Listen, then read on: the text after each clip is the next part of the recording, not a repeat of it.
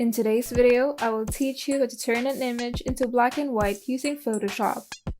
Let's get started.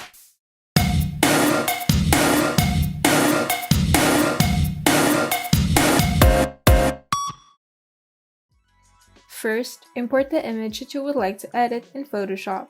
Now, with the layer selected, go ahead and go to Image, Adjustments, then Black and White.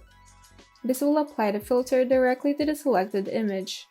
Alternatively, you can simply click on the Adjustments icon if you have it docked on your workspace, then click on the black and white effect.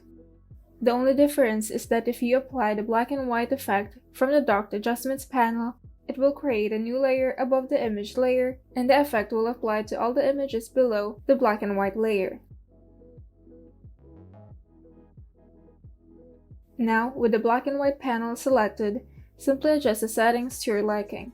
Just make sure to enable the preview button to see the changes as you adjust the settings. By dragging the slider to the left, it will make the selected color darker, and by dragging the slider to the right, it will make the selected color lighter. You can also apply a tint to the black and white image by enabling the tint option.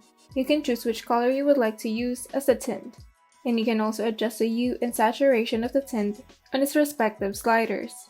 If you wish to apply a simple black and white effect, simply click on the Auto button. This will automatically adjust the settings based on your image. If you wish to use a preset, simply click on the drop-down menu on the preset option, and here you can select which preset you would like to use for your image.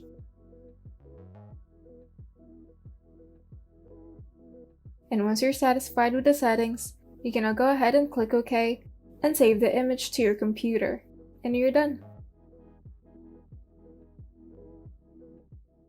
If you found this video helpful, kindly like and subscribe. And if you want to see more tutorials, turn on the notification bell so that you can be updated whenever we upload new tutorials.